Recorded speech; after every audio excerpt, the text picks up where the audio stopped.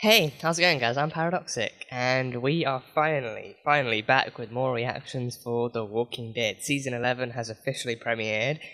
First episode has officially dropped, and we had a very interesting trailer, very packed and interesting glimpse of what the season will be like with the trailer, showing us plenty about characters moving forward, enemies moving forward, Reapers in the Commonwealth, and exactly just kind of like what kind of tensions and drama and Walker slaying action would be in this final season. I think this final season is actually probably easily like the longest one too. I think because I think previous seasons have stretched out to like maybe 20 episodes, maybe like just less than that. But I think that like this one is actually gonna end in like late 2022, so it's like a pretty much like a full year of Walking Dead that we actually get. So that is an interesting kind of development. So yeah, I think this one the episodes are going. It's that way because the episodes are actually going to release in batches at a time, so it's not going to be all in like one consecutive kind of schedule. Probably just like a few, one batch with like a month or two in between or something. So it's meant to be like 24 episodes, and easily like the most kind of developed and packed season that they've done for it being the final season and everything. So yeah, it's gonna be busy. It's gonna be very busy. But yeah, and then I think we had the Daryl and Carol spin-offs coming afterwards, which we've yet to kind of hear anything about. But I think we will probably get news about that closer to the actual series finale and everything. And then we've still got the Rick movies to go. The three feature-length Rick films that are going to be happening. So I think those ones are starring Rick. I know that much. I don't know. I don't know if they're actually going to try and do like a Rick prequel or try and actually show Rick after he gets picked up by the others and what's going to happen to him then, or maybe him reuniting with Michonne because then she went off to find him too. So I do not know, but either way, that's going to be fun too. But this is the final season. This is the final season premiere we'll ever have for The Walking Dead. So I have very high hopes for this, and then this is also two parts too. This is actually part one of the season premiere. So God knows what they've got in store for us. But yeah, the trailer gave us quite a bit. Like I said, I think we've had like tensions running high between Negan and Maggie, and Negan has kind of welcomed himself back into Alexandria, and Maggie's come back with her own group of people. And stuff. I think names are fading from my mind. Like names and certain details, as it's been so long, names and details are kind of fading from my mind. But I assume they'll give us a nice little fresher as we go into the episode and get stuff done there. So that'll be good. But yeah, to Negan and Maggie, I mean, even with the trailer the trailer showed us like some kind of like reluctant kind of teamwork and cooperation going on. Like now like Maggie just kind of like somewhat holding herself back from inflicting any kind of harm on him, but then Daryl being there just to try and keep peace, and Negan trying to. I mean, after what he's done for the group, I think Negan is then trying to actually be civil, but then be civil in a way that he still interacts with Maggie, which she just doesn't like. So yeah, but then I think that they're working towards like the healthy kind of establishment that we don't have to like each other, but if we work together, then that's good. That's what's going to help us actually survive, and like that's what's going to make sure that at least one of us gets out of this alive. So if we work, then we have a higher chance of all of us getting out of this alive. So yeah, and there are different kind of debates between whether or not Negan and Maggie will resolve anything or actually kind of talk things through. Which I don't know if that's gonna happen, but I think I mean I still kind of I still pretty strongly stand by my point of like Negan not having to cooperate or like forgive or forget what Negan's I said Maggie, right? I feel like I said Negan. I still stand strongly by my point that Maggie doesn't have to forgive or forget what Negan's done, but I think it's really up to her. I just kind of I support whatever choice that she makes, and I think I definitely cannot see her letting any kind of interactions with Herschel Jr. slide. I can't imagine like her actually just like seeing him talking or chatting up to Herschel Jr. trying to make friends with him, and then letting that slide because then he's already got like his thing with Judith is another story. That's not her business, but then her son, you know like just yeah, like it's known at this point. So So yeah, yeah. I mean, I'm just gonna wait and see how things roll out. But then if she doesn't, if she is still kind of cold and distant, if she works with him just for appearance's sake, but then actually still kind of keeps him at arm's length, then it would make pretty much total sense to me and stuff. So his relationship with the rest of the group is their business, but Maggie is her own person with her own agency and her own choice and everything. So I'll just, I'm just willing to wait and see what happens. And, if she does, then, maybe good for her. Like, if she does, then that's of her own accord. But then if she doesn't, then also good for her. So we will see. We'll see. But Daryl is there to keep the peace. So Daryl is there to keep any kind of bullets from being unloaded in friendly fire format. So that should be effective. But yeah, and then we have new enemies too. We have the Reapers coming in from Maggie's side. Reapers, very, very kind of deadly hunting humans coming in from Maggie's side, and they claim that Pope has marked Maggie, so now she and her people have become a target for whatever reason. So the Reapers look deadly. The Reapers look very, very deadly, so that's going to be quite the sight to enjoy. So we have them, and then we have the Commonwealth too. The Commonwealth being, I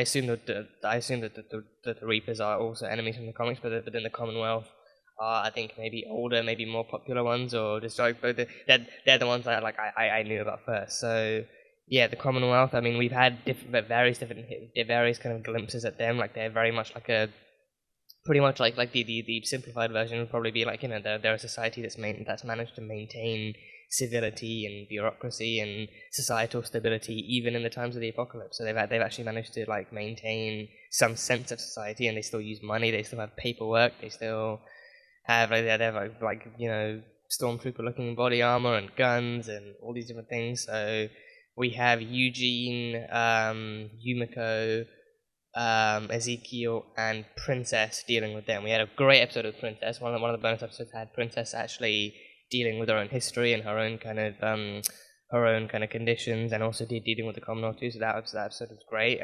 So looking forward to seeing what more the Commonwealth has. I think I've seen the one guy in like red armor. Like he's apparently I think he's been hyped up to be one of the more kind of terrifying and one of the more kind of brutal characters. I'm really interested to see what he's all about.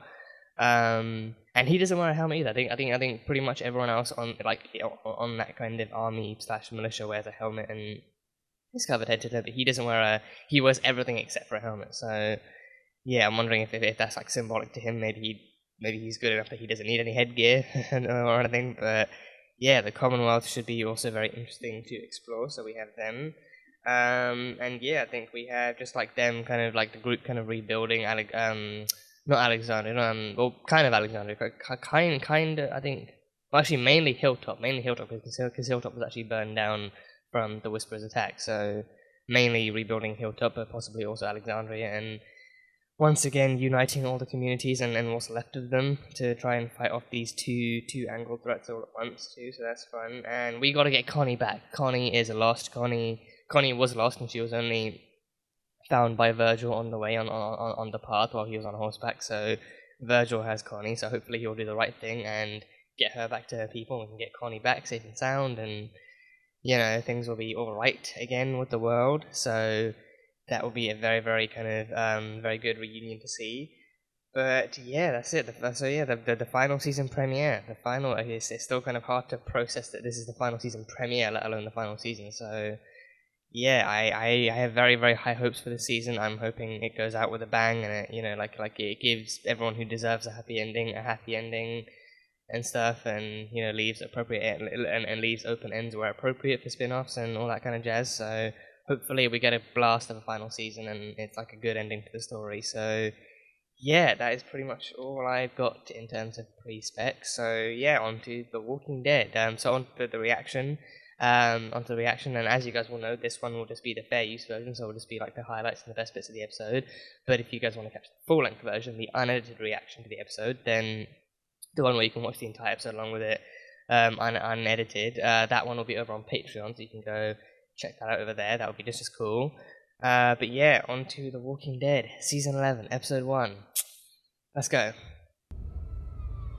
Fort Connors, a military base. Oh, these spores. We're going Last of Us with these spores. That's alright, you go to sleep. You just stay asleep. Wow, they're just rappelling down. Oh, that's so cool. Like a stealth op into a military base. That's so cool. Oh. Oh no. No. Stay asleep. Just rockabye, baby. Rockabye, Walker. Just stay asleep.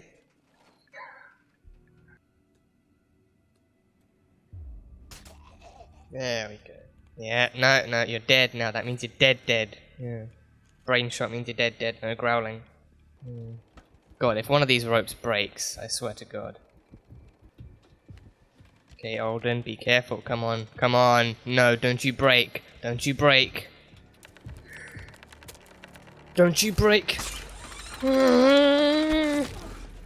Oh, Daryl, you beast. Daryl, you absolute legend. You legend. Oh no, the blood. Oh God. Daryl, why are you bleeding? Daryl, why are you bleeding? Oh God, it's done. Mission over. Mission failed, we'll get him next time. Oh, there we go. Yes, Lydia. Oh, nice one, Rosita. Oh, yes. You guys don't have melee weapons, really? It's all just ranged? Oh, okay, yeah. Those arrows fly, boys. Okay, pistols. Yeah, okay, pistols are good. Whoa. Nice. Yeah. Oh, someone find a working SMG. Oh, Carol. Of course, Carol will be the one to find a working SMG. Yeah. Oh God, I love Rosita's melee. Honestly, I love her so much. Oh God. Oh no. Okay, there we go. Yeah. Oh, jeez, oh. Throwing knife from that distance. Okay. I mean, gravity would help do a lot of the work too. Yeah. No. No chow time for you. Go back to sleep. Negan, don't you smile at her. Don't you be smiling. No. Social distance, yeah? Maintaining distance. Mom! Cole has a surprise. Shoulders? I miss you too, man. Nah. It's good to see you, Max. Good to see you too, Duncan. Duncan is shoulders. Yeah, now it's gone. Ah, now he speaks. Great. Yeah, he finally speaks. The people that attacked us, we only knew two things about them. They come at night, and by the time you see them, you're already dead. Jesus. What a way to set up a future this new enemy. Slaughtered everyone once. What the hell makes this situation any different? Duncan, Agatha, and Frost are Meridian's best fighters, and now I have them. And hopefully some of you too. Great. Sounds like a suicide mission. Yeah, maybe what you need is a suicide squad. Oh, if you don't have food. Oh, we got about 6 hours. We should hunker down, wait for this to pass. You don't get a vote, asshole. He's right. Yeah, Meridian aren't going to treat Negan too kindly. No, they're not going to treat him too lightly after what he's done to Maggie. America doesn't tolerate racism. Or maybe some people need a reminder. Hey, can I talk to you? What was that? Because he's scared of Maggie. He's also scared of Maggie. And scared, yeah. Oh, the shoulder budget. Oh, good to be back in high school again. There's people pushing past you when they don't like you. There is a God, he will have to beg for my forgiveness. Oh, if there is a God, he will have to beg for my forgiveness. That is one badass line. That is actually a pretty badass line. I can't lie. I cannot lie. That is pretty badass. You know what that noise actually is? Wind? It's God telling us to turn around. Through a wind. Pretty sure he would have ran that past me first. The good Lord, you let me one eyeball to this? This tunnel floods on a regular basis like when it rains. And it's raining fucking heavily right now. Is it gonna be like a tsunami underground? Yeah, just damn. I'm glad the apocalypse can still bless us with women in suits. Eugene Porter? Yes. What did your parents do for a living? Father was a mechanical engineer, and My mother taught Sunday school. You mean deadbeat loser number 1 or raging prick number Nah. 2? What did Yeah. you do for a living? I was a zookeeper. I worked at a music store. Lawyer. What is your alma mater? What was your zip code? How can anyone possibly be expected to remember that? from 1978 to 1984, Wow. 5001. 1984 to 1996, it was 76244-0. Trust Eugene. Trust Eugene to remember these Latter half of details. 1996. So when I was 15, my first job was at Missy Moose's Pizzeria, you know. You the can kids' skip arcade. to the end. When I cashed Well, I my wanna paycheck hear at the talk. bank, I wanna hear the asked for a story. $2 bill so I could keep it, because it was the first money I'd ever earned. A memento. A monetary memento. When we're done with these questions, Define drug. I was a proud founding member of the Anti-Drug and Alcohol Coalition. Oh, at my fucking high course school. he was. How many bowel Fucking movements course do you he have a was. day? Excuse me? What do you use to wipe? Pass. The fuck would they want Why to know were that you for? at the train station? Wandering from place to place, we ran into Princess. I helped them out. They loved me. We were holed up at a place that had a working radio. Stephanie Not and I completely made a inaccurate. connection. Not completely We inaccurate. wanted to meet. Oh, turn the chair. Damn. You've been standing there not saying a damn word like you're the man in charge. I'm in charge. I've been cooperative. My people have been cooperative. No, God.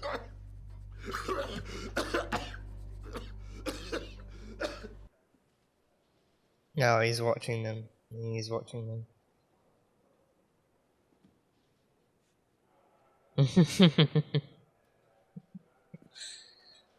Oh no. No. Stephanie warned me up front that her people are uber cautious. Are we sure Stephanie's even real at this point? I Michonne. Our Michonne shut people out from Alexandria for years. This is a test. We have to hunker down and level up. Where are you taking me?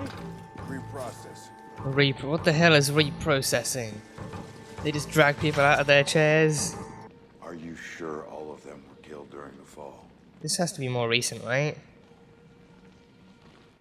This has to be more recent. Oh, for fuck's sake. Each one out.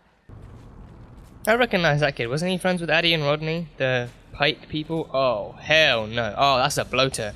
That's a bloater. Okay, kid, watch out. You got a bloater on your six. Oh, God. Oh, good God. Oh, good God. No one's gonna help Negan. No one is helping Negan. Oh, no one is helping Negan. Yeah. Tell me, Maggie, anything in particular we should be paying attention to? I'm real close to shoving a gag in your mouth.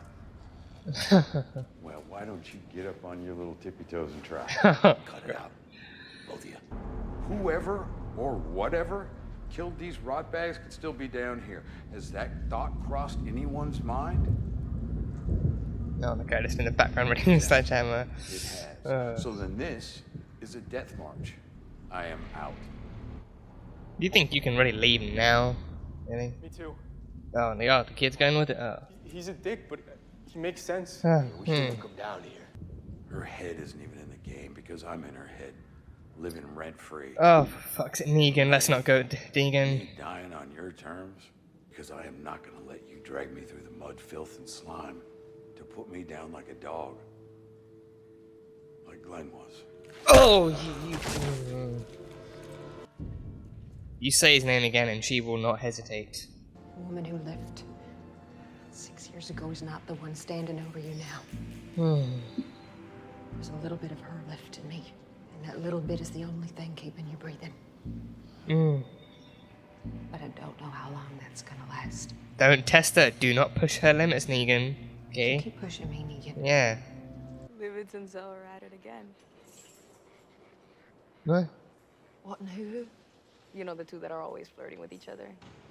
A big guy, Livitz, skinny one, Zell. Live it? What? How can you tell who? What? You know their names? Yeah. Zell is from Cleveland. Livitz hurt his leg, so he favors the left one. Sorensen smokes. He doesn't like Garcia. That's the guy with the bladder problems. I always used to ask him if I needed a pee break when we were driving here. Oh. She has intel.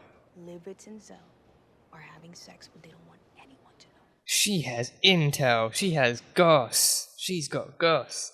God damn. Oh, Livitz and Zell are hooking up. They're not looking at each other. Yeah, but It's obvious in the way they're not looking at each other that they're jonesing for it. They probably most of the time is spent taking off their armor. Oh god. Could this actually work? Could this actually work in their favor? And money. Oh, it's fake. Is that fake money or real money? Mira. Mira? Isn't that you? Huh? What the? Her picture's up there?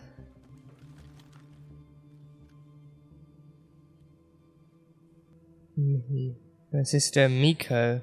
Have you seen my sister Miko? Tommy. Contact Tommy. Or Tommy. I have to stay. What? She has a sister? Need a battery swap. Gage? Roy? Oh, they leave. Has anyone seen them? They leave. He took our supplies. Oh, they took the supply. Oh, the Ammo clips, rations. bastards. Great, that's They left and they took the supplies with this them. asshole's fault. He scared him off. Nice one, Elijah. Yes, Kelly.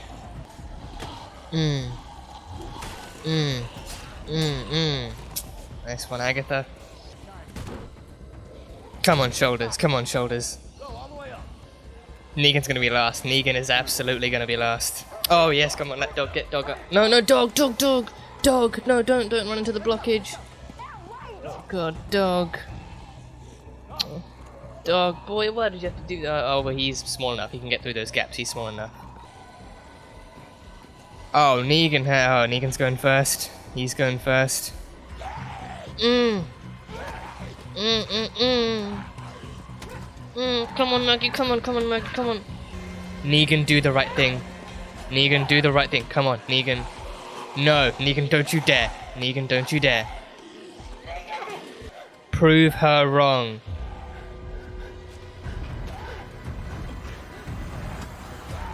The lion, the witch, and the audacity of that bitch.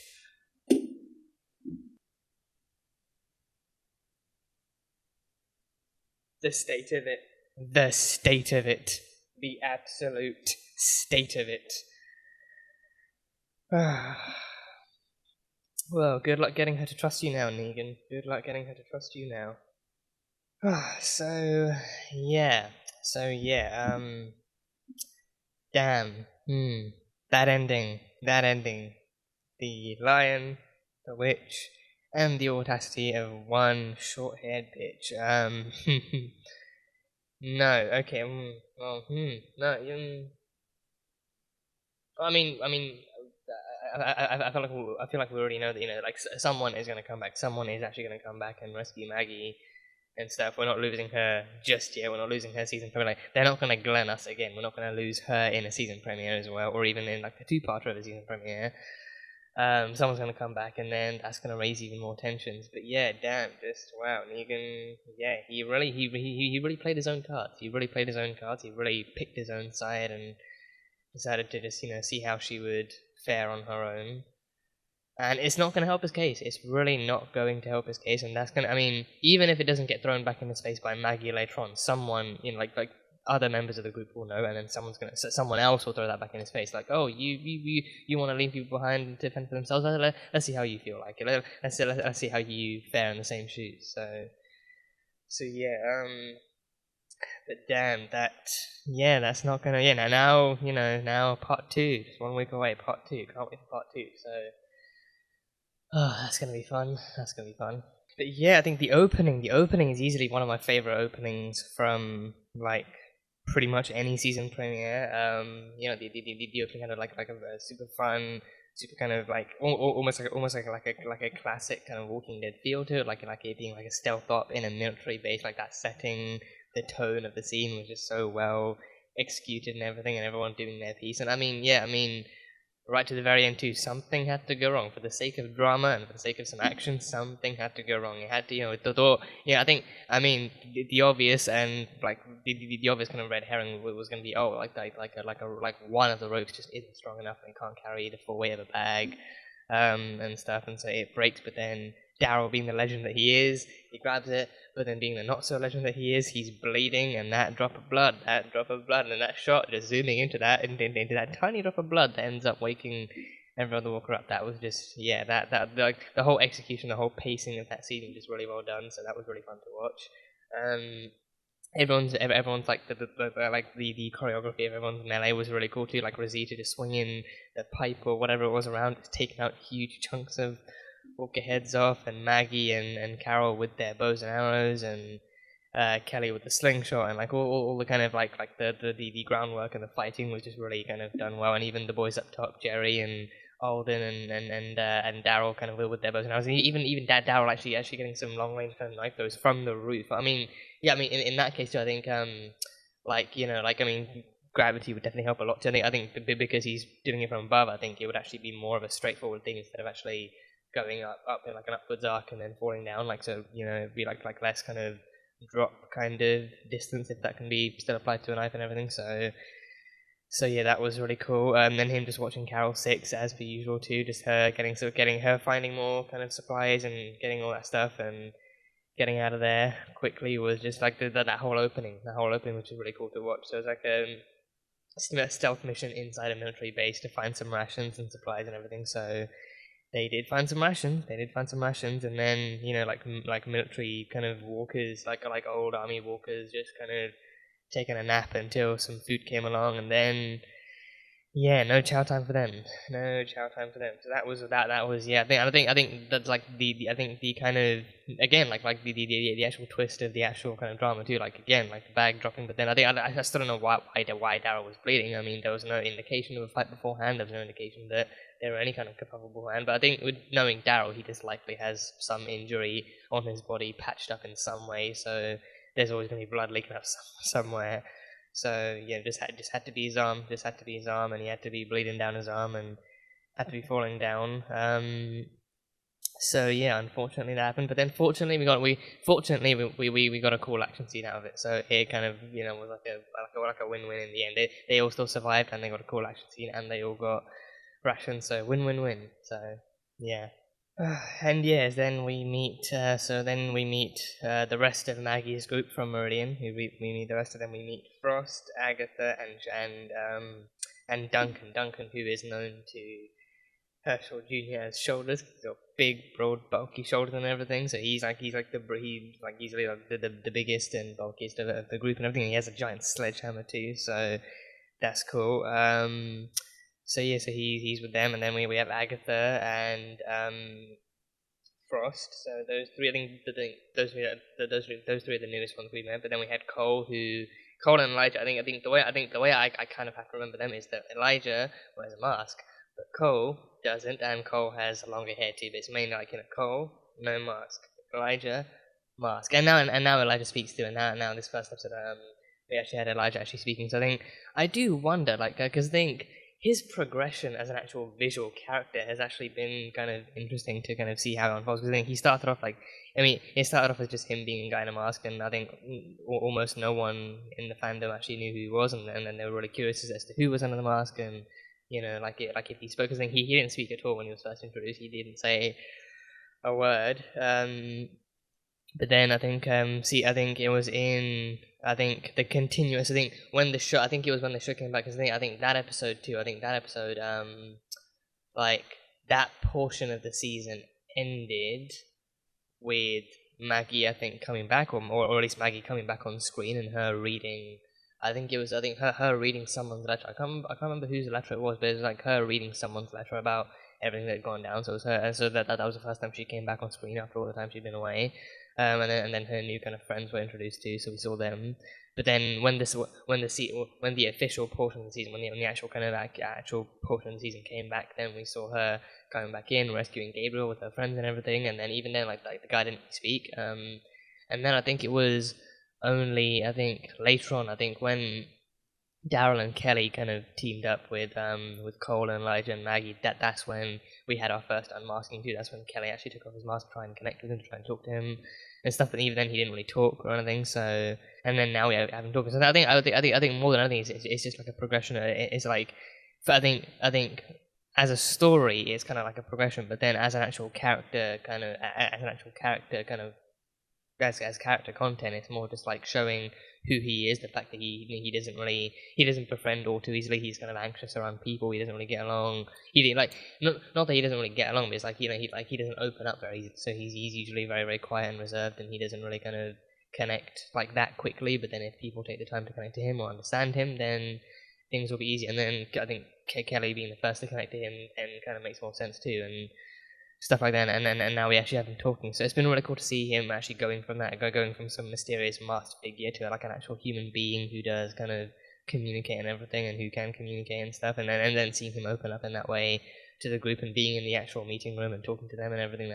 That's been really cool. So yeah, I can't wait to see more of Carl. I really can't wait to see more of Carl. So I'm hoping he actually lives. I'm hoping he does actually live to kind of fight with the group, and he actually does survive any later attacks from the Reapers. So yeah, and seeing Herschel Jr. get along with all of them too. Herschel Jr. get along with Duncan too. Like actually going up to him and saying shoulders, and then immediately kind of being launched onto his shoulders, like the thing you do with kids and everything. That was really cool. So this is seeing that the group just naturally kind of they love Herschel Jr. They would protect him. They cherish him. It's it's a sign of a strong group. It's a sign of a strong group. And also like I feel like I mean naturally he might just have like a great friendship with all of them, but then Duncan being Duncan, him just kind of picking him up and swinging him on his shoulders, like they just have that kind of naturally occurring kind of chemistry as a whole. So that's really cool. So yeah, I can't wait to see more of these people, see what they're like, and see what more of their backstories are like, and I think they've kind of got to share with the show and everything. So that should be fun. I feel like there were others too that maybe because I remember seeing like another set of people, like another set of people, like a girl and a boy, and then like another guy. But they all wore something like I think the last time I remember seeing them, they all wore like masks or like face coverings or something.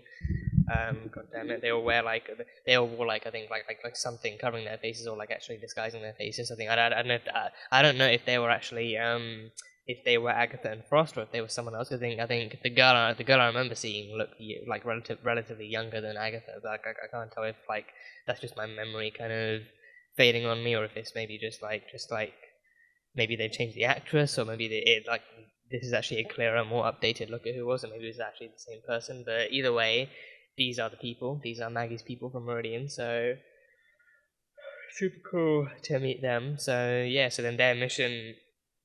Meridian was the one place with enough food to last them until Alexandria was up and running again. Because before, even with the food from the military base, I mean, it would have actually been fine. But then more people from two different communities actually came in too. So then they quickly started to actually hit the limit, and if they actually pulled through, then it would get them like about a week, like roughly more, but mostly just a week. So then Meridian was their final stop. So yeah, so then Maggie reveals the backstory about Meridian and the Reapers too, and I think talking about how she mentioned how they were actually how they were leading walkers away, and they were trying to actually get them to kind of leave their place alone. But then I think she mentioned that they figured out it was a distraction of some kind because then they heard screaming from their place, and then they found out that the Reapers had actually used the walker horde as a distraction to try and attack Meridian and actually get their supplies and everything. So I mean, they took over too. They it wasn't like they actually kind of took the supplies and then up and left and just let and I mean, they did burn. We've seen that they did actually burn the place down. They actually burned down the place that they were at from the previous season. So I mean, well, I mean, I don't actually know because I mean, if they're still there, then I don't know because I mean. Last season we did catch them actually. We did catch Maggie and Cole and everyone actually leading Kelly and Daryl back to where they used to be, and the whole place was burned down. There were bodies everywhere. And I mean, like a few bodies here and there. And then they mentioned how like a kid had been taken from them, and they met up with others in the forest, and that was when they came across the shooters. I think that place might be a different place. That place might not be Meridian, but I think she mentioned that they were still there. They were still holed up in Meridian. So they'd actually effectively taken over the place as well as actually taking the supplies, and I think that they knew that those supplies would actually help them get through, and that those supplies would actually help them patch up with Alexandria too. So the Reapers did their recon, they did their research, they knew exactly how to hit and when, so they were smart and tactical and deadly. So there's that. So then Meridian is the final place, so then they have to kind of go and take out the Reapers, and then they have to take back the supplies and everything. So yeah, some hectic stuff. Some very, very hectic stuff. So then we have them actually kind of trekking through thunder, rain, and lightning, and just overall terribly groggy weather to try and get to Meridian. Then they actually take the subway, like the metro, the subway kind of tunnel to get to where they need to be. And yeah, so that whole sequence was tense as all hell. So I mean, yeah, like I think Negan not really getting treated kindly, and I think it didn't truly surprise me. It caught me off guard when they brought it up. It didn't really surprise me that the rest of the Meridian group doesn't really like Negan or trust him either, because they were like, they found out exactly what he did as well, what he did to Glenn, what he did to Maggie, and stuff like that and everything. So I think them just kind of being like petty kids again in the playground, just pushing past you when they don't like you, pushing past your shoulder, like each of them taking turns pushing past each shoulder to make sure he knows, yeah, we don't like you, and I don't like you, and I don't like you either. So yeah, there was that, and then yeah, I think that entire kind of sequence in the episode is just Negan kind of being reminded, like, oh yeah, you're not liked, you're not trusted, you're just kind of you might as well see yourself as cannon fodder here. Like, if we lose you, then we lose you, but if we don't, then I mean, Maggie did specify that he was the one who knew the city, so then that's good because of that. I mean, the thing is, then it surprised me too, because then like her actually asking Negan a question when they were actually walking through the rain actually surprised me. Like, wow, she's actually talking to him. But then she was asking for directions. So it's like, oh, okay, so he knows how to get around. So that's the reason he's here and everything. So then she even specifies that later on. Like, we need him. He knows the city. He knows the directions and everything. So yeah, and then Negan chastising them like, oh wow, no one else here knows how to read a damn map. I'm just your human fucking sat-nav or something. It's like a human sat-nav that could die and you wouldn't even give a crap. So Negan, yeah, so yeah, there's that. So like, yeah, the group is not really treating Negan with too much kind of friendliness overall. Which, I mean, again, it's not like unexpected, because I think, again, like, if the group knows what happened, then they are likely to give him the cold shoulder. And I think not just because of the fact that they haven't spent the time with him that we have, or that Daryl and Carol and everyone else has, but also because of the fact that they've spent more time with Maggie, and that she knows her perspective, and like they kind of know that history is not something that can easily be washed away and everything. So yeah. And yeah, like that scene too, Negan opposing Maggie, Negan standing up to her, I think, yeah, I mean, I think I can't blame Negan's, but I think I can't blame how self-aware, how like I don't know if self-aware is the right word to use, like just how aware Negan is of like how dire his situation is, and how expendable he is to the rest of the group, and he's very much aware of that, and he very much confronts that too. Like, like he tells you, I'm not just gonna let you, if you're gonna do, like, like he knows, like the she could care less about him. Any of them could care less about what happens to him. If he survives, and they need him for the actual directions. But then if he doesn't, they wouldn't want to let. I think they wouldn't want to just let him walk away. I think I mean, Agatha was the one person who said, like, he's just slowing us down, so let's just let him go anyway. But I think letting him go would be kind of too easy for them. But then if he actually stays with them, then as long as he doesn't get in their way, then that's fine. But I think, well, I mean, again, like Maggie was the only one who insisted that he stay with them because of his knowledge of the city and its layouts and everything. So then that was that. But then I think the others, like, if they had to stay with him, then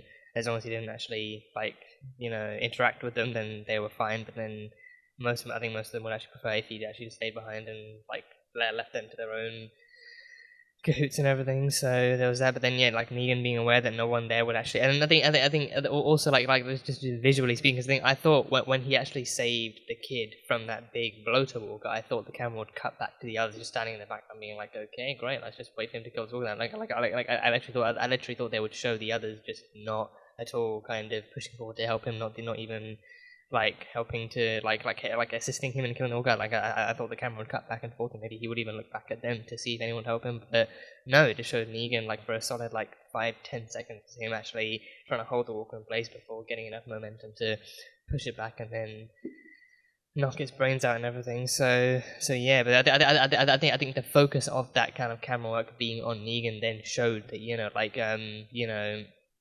that that is how alone he is. Like he himself is under too much stress to acknowledge whether anyone else is going to help him. But then deep down, he also knows, okay, no one's going to help me, so I might as well just sort this out myself. So I think that kind of focus being on Negan showed he's very aware, and he's aware of of how kind of, you know, like how alone he is in that too. Like he saves the kid, sure, but then, you know, no one's really going to save him. So if he lives, he lives. If he dies, he dies. But yeah, but I think that also like I think his awareness of being alone in that fight also kind of pushed him forward to do that too. Like again, because I think he was saving the kid. The kid almost got killed, and I think that kid. I think he was. That kid also was the same. I can't remember what his name is, but he was friends with Addie and Rodney too. And like those two were actually captured by Alpha and had their heads on pikes too. So I think he was friends with them, and I think later on, he was also like he then befriended two other people, not kids, but two other people who then like he with them they like tormented and kind of like just harassed Lydia for being like a former whisperer, and you know trying to punish her for her mother's sins and everything, and then Negan got involved, and then one of them died and everything. So I think he used to be a part of that group too, but now he's with them. So then he gets saved by Negan, so that's him. But you know, I think after that, like that gives Negan the push to actually try and oppose Maggie and her kind of leadership and her kind of mentality towards him and towards the others and everything. So he then makes it clear that he's well aware that no one there could actually care less if he lives or dies, and he knows that he's wronged all of them and Maggie more than most. But then he's also I think he's also angrier at her for potentially drawing it out too. Like he actually tells her, like, you know, if like I know deep down you do want to kill me, you do want to want to put me down for what I did, like every time you see me, and he's like, you know, he even like brings up like the fact that he's living in her head rent free too. Like ever since she's returned to Alexandria and seen him, she has been occupying his mind in the worst of ways. Like 80 to 90% of the time and stuff. So she like again, every time she sees him, every time she thinks of him, she thinks about actually ending him. She thinks about killing him, and she thinks about, you know, punishing him for what he did, like punishing him her way too. So there is nothing but kind of tension and hatred between them two. So there's that. But yeah, but I think Negan being aware of that too, he is angrier at her for actually drawing it out and being like, you know, if you're gonna kill me, do it now, and like, you know, do it quickly now. Like just put me down now. Don't like drag me and my name through the mud and the shit and the slime and everything just to put me down like a dog later on. And then of course he brings up Glenn too. Yeah, he then actually compares that to what he did to Glenn, and then that's when Daryl comes in with the swift and immediate solid right hook too. So, you know, like him even bringing up Glenn's name to her, I think I figured that would be when she would actually grab the gun and snap the clicker in place and actually aim it at his head. But then no, like Daryl coming in and punching him, and then ironically enough, Daryl punching him was what actually kind of what got Glenn killed. So I think you know, I mean, we've seen Daryl kind of dealing with that guilt before. We think pretty much immediately after that, like in that season, in that season as a whole, we saw Daryl kind of dealing with the guilt of killing Glenn, and then we had the scene between him and Maggie too. So, you know, bringing up Glenn in that I think bringing up Glenn at all is a bad idea, but then bringing up Glenn in that manner too, like the only time he mentions Glenn to her, or the only time he mentions like him to the group or in front of her at all, is when he talks about how he killed him. So, you know, like that is just like bring up Glenn at all, terrible idea, but then bringing up Glenn in that specific context, it's just like asking to be, you know, knocked on your ass. So then yeah, he opposes that, and he just kind of wants her to get it over and done with. And you know, I think it definitely goes to the, you know, like he's not trying to hide from it. He's not trying to hide from the fact that he wronged her or the fact that he wronged any of them. He's not trying to hide it. But then he's also I think he also does kind of he would definitely kind of prefer to get things over and done with. Like if she's going to kill him at the end of all this, then she might as well do it now, because he doesn't want to have to be used by them to get what they need, and then killed by her at the end in her own time, at her own pace and everything. So, you know, but then it's Maggie. She really doesn't literally none of them actually could care less what he wants, what would comfort him, what would give him more peace of mind. You know, like he lost his rights to all of those things the day that he actually met the group and killed Abraham and Glenn. So yeah. And then yeah, I think following that speech too, Maggie does issue him a warning with a gun aimed in his face, like actually repeating her lines from the trailer, telling him that like the woman who left 6 years ago is not the one standing before him today, and what little is left of that woman is the only thing keeping him alive today. So too, so like, you know, what he really shouldn't be doing is actually pushing her and testing her limits. So then, yeah, I'm, you know, that then does lead me into the train of thought of wondering just how long it's going to be before he does push out, maybe like how long it's going to be before she actually does kind of find, like, have an easier time coping with him around, because I think now it's like, like now I think right now the only reason she's able to cope with him being around is because there's always a reason for him to be around. Like, he has a purpose. He actually has like some kind of he has some kind of ability, or so, like some kind of right now he has knowledge that he can use. So he has an actual purpose to serve. He doesn't actually get along with the rest of the group. He doesn't actually get along with them, or actually have any sense of actual platonic kind of connection with them. So like that's why like literally all of them would prefer not to get involved with him or anything like that. So because of that, like because he has something that actually makes him useful, but because he's useful, he's around, and then that kind of innate knowledge is the one thing keeping Maggie from actually killing him in some way. So then I think that like it's definitely like a reminder. I think there definitely might be like a secondary reminder, like you're here because you're useful, but then the moment that usefulness runs out, you might really want to actually hold back from testing our limits or pushing us in any way, because then that's when stuff might start flying, and bones might start breaking and everything. So and I think even Daryl kind of I think Daryl like trying to tell him that that they're not buddies or friends or anything is somewhat ironic, given how well they got along in the last season, actually going up against Alpha. But then as soon as Maggie comes in, that's when his allegiance is then reasserted towards Maggie, and then he's that much more cold and that much more kind of oppositional towards Negan, and that much more kind of like passive aggressive towards him. And then even Alden too, I think, because I remember, I'm pretty sure like Alden used to be a savior too. He used to be a savior at one of the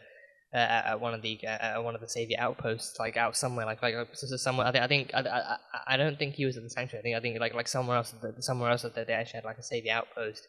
He was there, and then one day when Alexandria and the other communities actually rose up against saviors, then the sanctuary was stormed, but then also the other outpost was stormed too, so then they were outnumbered. So I think he used to be a savior, but then he's now very, very quickly and very, very fluidly kind of switched sides, and now even he's opposing Negan too, telling him he'll actually shove a gag in his mouth if he doesn't start talking. I think I was actually kind of wondering whether or not Negan was going to bring up his former allegiance too, if he was actually going to bring up how he used to be a savior and now he switched sides, or if he was going to do something else. But he was like, no, you can just get on your tippy toes and just try, but I will knock you out if you do try. So so I feel like Alden is also the only other I think Alden is the only ex-savior that is the only prominent, like, or like more kind of more like present ex-savior. He's the only ex-savior that we actually know of, or at least that we're actually familiar with, who has actually survived. Like Arat died. She was killed by Oceanside. Not Lydia. What's her name? Lindsay. No, I think Lindsay. That's the actress's name.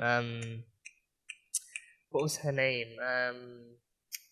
God damn it! What was her name? Why am I forgetting her name now? I think there was Arat, and then there was someone else too. I can't remember what her name was. So someone else played by, I think, Lindsay. I know her name is Lindsley, but I can't for the life of me remember what her actual name was.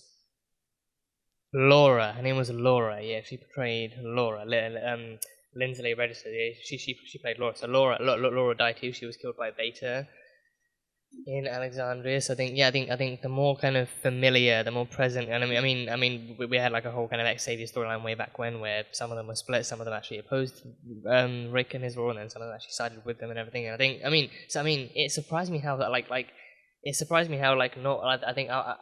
I was surprised by which of the saviors actually joined Rick too, like which of them actually kind of switched sides that easily too. Because I think those ones were the ones who were just kind of like in it for the power.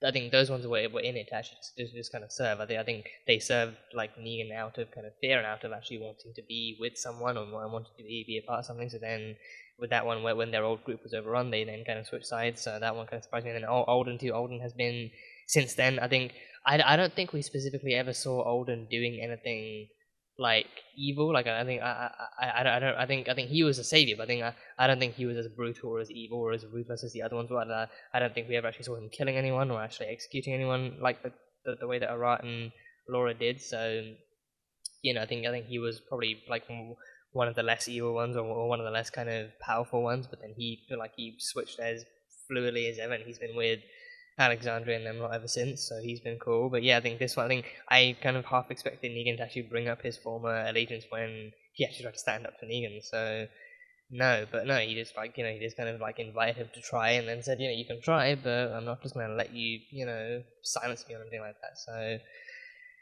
So yeah, but then yeah, Maggie's warning too. Maggie's back to Maggie's warning. So yeah, Maggie kind of does fluently warn him. She does fluently warn him not to push her, not to test her, because then once his usefulness runs out, then that pushing and testing will then give him bad results. It will give him negative results, and he won't like those results. So I guess only time will tell exactly how he approaches the group from then on, and especially after that ending too. After the ending, she's not going to treat him with any kindness. And I think that was also a sign that that was also kind of like a somewhat relative karma from that. I think for him that was karma too. Oh, you would leave me to die, and you would happily kill me if I pushed you too far. So now I'm just going to leave you. So have fun trying to escape the Walker's grasp, Maggie. I'm hoping we see you again in the future, but that is definitely not going to flow well with the rest of the group, I think, because then Maggie will definitely confront him, and she'll definitely kind of make that confrontation known within the rest of the group. So then I think I'm really kind of curious as to whether or not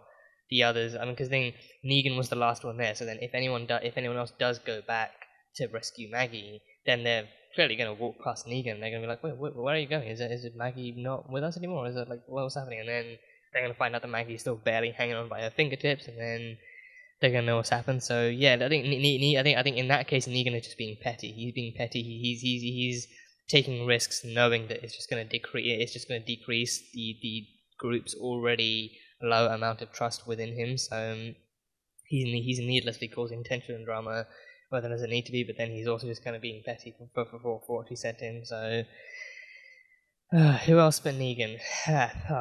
Who else but Negan?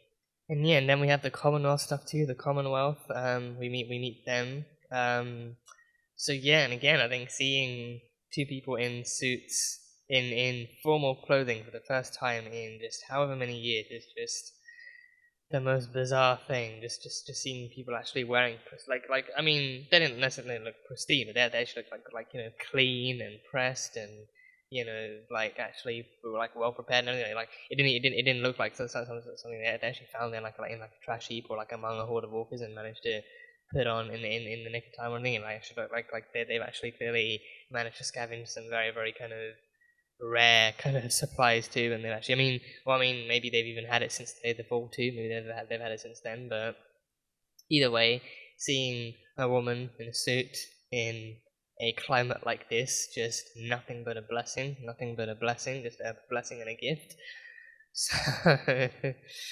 So yeah, we met the Commonwealth, and they have very, very bureaucratic procedures. I think if there's one thing they managed to kind of maintain in this world, it's paperwork and it's interviews and it's all forms of bureaucracy that would actually help them. That would help them maintain their society in some way. So they have a 7-hour assessment. They have a 7-hour assessment asking them all sorts of questions, and very, very, very intrusive and very personal questions too. I think some of the ones that might make more sense are their personal history of what did your parents do, and where did you go to school, and what was your first job, and all these other personal history things. And then I think easily one of my favorite kind of transitions was them asking Yumiko what was your zip code, or what was your zip code, or your Americans call it zip code. So what was your zip code, and then Yumiko being how can you possibly expect me to remember a detail like that? And then it goes to Eugene being yep, it's 701 him having the most intricate details of his actual past life before the fall. It's such a Eugene thing. Him being him, he is understandably, but also surprisingly an accurate kind of encyclopedia of his own life. He remembers details about himself in ways that no one else would ever remember details about themselves. No one else would actually be everyone else would likely be too worried and too panicky to remember their zip code, or their their doctor's first name, or their what route they took to school. Any of those details would just be too kind of vague. Some people to remember, but then Eugene being Eugene, he's on it like that. He's on it like he's ready to give them his parents' cell, his backup cell, his backup cell, his backup email address, his any contact details they need. Just he's ready. I'm surprised he didn't actually like pull out a notebook with different like binders. Like I'm surprised he didn't. I mean he wouldn't need to, but I'm surprised he doesn't actually have like a binder full of details that he's actually recorded down, like with different tabs and everything. He's one of a kind. Eugene Porter is one of a kind. So yeah, he had any and all information that they would possibly need on him, so he was more than happy to provide that too. But then yeah, the others were just kind of growing more and more kind of annoyed and kind of exhausted by all these questions, and it was like a 7-hour thing, so it's just like 7 hours of sitting in a room at a table just telling random people like details about your life in like in whatever regard they ask. Like, even asking like bowel movements, like that stuff just doesn't make sense to me. It's like, just sounds like they're coming up with some kind of bathroom schedule like Sheldon from the Big Bang Theory or something. So yeah, I don't know, but they asked them that, and then yeah, I think the guy in the red suit with no helmet, he is just already giving off the most intimidating kind of leader vibes, and he even confirmed, yep, I'm in charge. I mean, there is another guy we've seen in the commercial, it was like another guy in a suit. I think he might be more of like a mayoral kind of leader, but then this guy in the red suit, I think they didn't mention his name here, so I don't know. I mean, he must have a name, but I think I'm not too sure of who he is. I think people have mentioned that he's from the comics too, so there's been different like comic kind of references, like his actual live action display, and then paired next to his actual comic book kind of image too. So that seems fairly accurate. So yeah, I think and I think even Ezekiel being like like actually swiveling his seat around and start asking him the questions, and actually asking him like if he's really the guy in charge and what he's doing, and like why they're doing this and everything, and then he starts coughing up. So I do wonder if because I do remember them asking him about growth, like a growth on his neck, and then what it is and how long it's been there. So I do wonder if maybe they reprocess, or maybe if they actually reconsider kind of safe passage or accommodation based on any kind of health conditions too. Like if someone seems too weak to travel, then maybe if they do let them pass, or if they keep them holed up there or something. So I'm not too sure, but either way, it's a very, very I think the initial assessment is already intrusive and lengthy enough, so then God knows what the actual reprocessing is. I mean, the reprocessing seems like a bad time, because then they literally come in to the dining hall or whatever, and literally drag you out of the chair, kicking and screaming to take you to reprocessing. So I think, yeah, just God knows what that's all about. Reprocessing, probably just like a word they use to actually intimidate you more, because I think the man and the woman that we saw Princess talking to were being talked to by the man and the woman in the suit. So I think that must have been like some other kind of meeting. But then the actual reprocessing is done by the guy in the red suit, and he doesn't even sit. He doesn't sit down. He just towers over you like a hulking kind of red beast. He towers like reprocessing just cannot really mean much good for anyone who is on the receiving end of that kind of meeting. So yeah, just good God. So I think I'm already looking forward to seeing what his backstory is and who he is, and even Ezekiel actually trying to take a guess of what his actual job was before the fall and everything. Like actually guessing he must have been like a beat cop who beat other people up and stuff like that. And then now he's actually kind of gone back to his roots, and now he's like taken even more kind of dictatorial kind of power with his actual kind of status and his level and everything. So craziness. And then yeah, so their little kind of dinner time, dining table kind of conversation too, like kind of Princess just being completely like enamored by the thing. I was so taken aback by the amount and level of intel she had on the Commonwealth stormtroopers. I was surprised by like how much she knew their names, she knew their schedules, she knew that two of them were not only flirting but also hooking up on the side and everything. And apparently their horniness was what was going to help those four escape. The most time consuming thing of their entire kind of session is actually taking off the armor. So then once they take off the armor, then you can nick it and then leave them to. I mean, but then it's kind of going to be kind of awkward for them. Like they've just kind of finished and then just looking around for their armor and their clothes and everything, and they've got.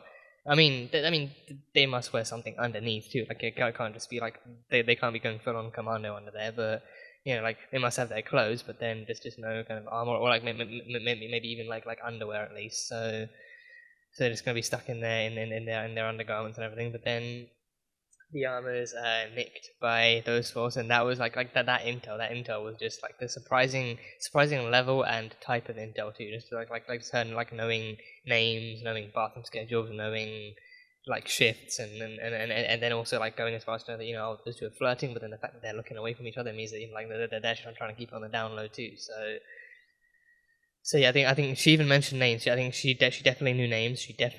But I think one of them was Inez, or I think Inette or Inez or something. Like one of them, like I vaguely remember one of them, but then the other one I can't remember what she said. But either way, she knew their names, and she knew that they both had like a little thing going on. So she knew they could definitely use their kind of adult fun time to their advantage and everything. So she knew that much, and then it took me a while. It took me a while to actually clock that they had actually used it to their advantage, and then Eugene and Yumiko had actually nicked the armor. Like, it actually took me a while to, because it wasn't until like they were walking further down I actually looked through Yumiko's visor and saw her eyes, and I was like, wait, is that Yumiko? And then I actually looked at Eugene, and I was like, and then like even Princess actually pointed out that, you know, oh, one of them is actually slimmer than the other, and one of them is wider. So then, like, she can actually tell the different kind of size and shape wise too. So then I actually started looking at the size and shape, and I was like, oh yeah, Eugene is actually wider and kind of, you know, tubbier and everything, but then Yumiko is slimmer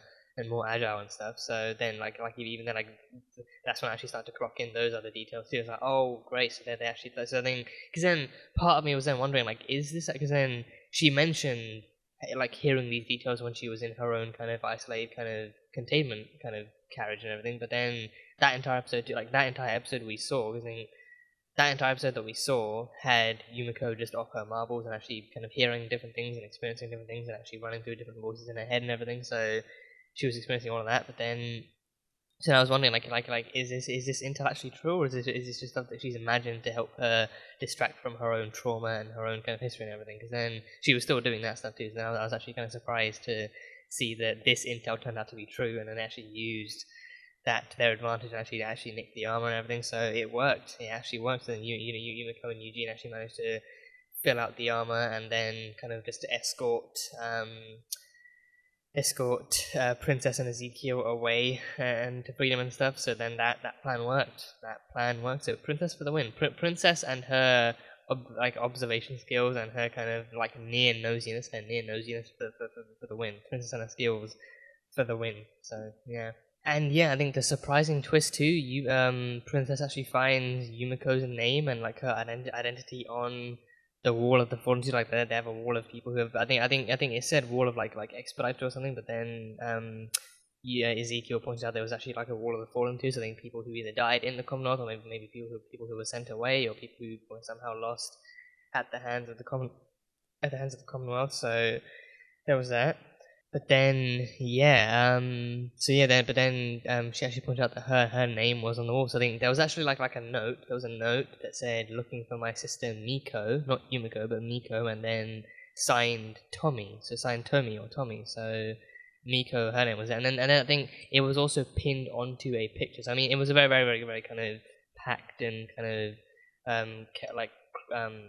packed and kind of clustered kind of board of pictures and notes and everything. So I don't know if that was like the only free space they could find, or if they actually intentionally pinned it to that picture. But then I think showing that picture in the same frame too, I think I looked at that, and I think that looked eerily similar to Yumiko too, like maybe from years and years back from before the Fall. So I understand she would look a bit younger, but actually looked eerily like Yumiko. So I think maybe that might be something that hers. And I think apparently Yumiko has a sister too. I think I really don't think she's actually mentioned like having any family or what happened to her family before the Fall or during the Fall or anything like that. So hearing that she has a sister is a surprise, and a sister called Tommy. So that information then led Yumiko to believing that she had to stay. She had to stay and try and find her. She had to try and stay. If it's the wall of if it's a wall of the fallen, then Ezekiel called it a wall of the fallen, but I think fallen could have like a very different definition here too. Maybe like fallen might not mean specifically dead, but maybe captured or sent away, or I don't know. I mean, a wall of the expedited. I have to look up what expedited means, but yeah. So I think those ones. So I think she either has been in touch with or has met up with and has been in contact with the Commonwealth, or she's been kind of captured by the Commonwealth and she's somewhere in there. So I think after all these years, after all this time, Yumiko might finally have like a chance to reunite with her or something. So then she wants to stay. She wants to stay and actually find out what's happened to her sisters. And I think that might then offer some interesting kind of content between her and the Commonwealth, and actually finding out what it is that they do with people and what it is they do. Because then I feel like that board could be what happens to people who don't make it through reprocessing, or maybe people who get like a bad end result out of reprocessing. I think reprocessing is already kind of being set up to be this kind of fatal and scary thing. So then if they have like a wall dedicated to people who have been lost in some way, then maybe maybe they might be the casualties of reprocessing, or the people who don't really properly make it out of reprocessing. So then her sister could be in some kind of situation. So Yumiko has a sister. She has a sister. So now they have all the more reason to stay with the Commonwealth. But yeah, that is pretty much all I've taken down from this, all I've written down. So those are pretty much all my notes. But I think just overall, just a great season opener, a really, really fun and enjoyable season opener. So I can't wait to see what part 2 of this kind of opener holds for us. I mean, we're halfway through the opener. Like part 2 is still coming next week. So I'm very much looking forward to seeing what part 2 holds for us, and hoping Maggie size, hoping she doesn't end up falling like Glenn and then having to do like a whole crawling under the train. I swear to God, if they make her crawl under the train, because Dog and Daryl. I mean, Dog ran off. Dog actually got scared and ran off, and he, him being like a small, nimble kind of creature, he actually managed to kind of squeeze through the rocks, and then Daryl had to go back and go through after him. So then I think maybe Daryl might save her. Maybe if she actually really does fall, then Daryl might be the one who ends up saving her. Maybe he pulls her under the train or behind the train or something. So then, but then I think even if they do that, I can't help but wonder if they're going to pull a Glenn and actually have her fall into the Horde of Walkers, but then actually fight them off and then actually crawl under the train the same way that Daryl did, and then she meets him on the other side too. So then. Yeah, I think if they do that, just wow, as if you couldn't get any more creative, as if you really couldn't get any more creative than that. So I guess we'll wait and see. I guess we have to wait and see. But yeah, that was crazy. I think we'll have to see them. We'll have to see Negan, Maggie, then actually kind of then having to confront Negan about what he did, and then a group finding out, and then tensions running even higher. Because then if he's willing to leave Maggie behind, then there's no telling who else he's willing to leave behind. I mean, I feel like I don't know. I mean, I want to say that Daryl might have been an exception, but then even then, like in this episode, like Daryl made it very clear that they weren't buddies, they weren't friends, they weren't cohorts in any way. They were just kind of, they were all essentially using him. So then, like Negan being Negan, he would not want to, like put his life in the hands of people who really couldn't care less whether he lives or dies. So then. I feel like this is just like the start of Negan maybe being indifferent to them, or being actually not being afraid to disappoint them in some way if it means that he can actually hatch some kind of escape plan or something. So I don't know, but I guess we'll have to wait and see in the next one. And then we have then we have them. So they still need to get to Meridian and actually face off the Reapers and actually try and get to them. No Connie. I just remembered no Connie featured in this one. So hopefully part 2 gives us Connie. Hopefully part 2 actually shows us where Connie is, how she's doing. If she's still with Virgil, or if he's actually kind of like taking her to some kind of safe haven and everything, and so a better safe haven this time than what he did to Michonne. So hopefully she's okay. So hopefully we can see her again and then get her reunited with Kelly. So that's that group, and then Eugene and Yumiko and them lot,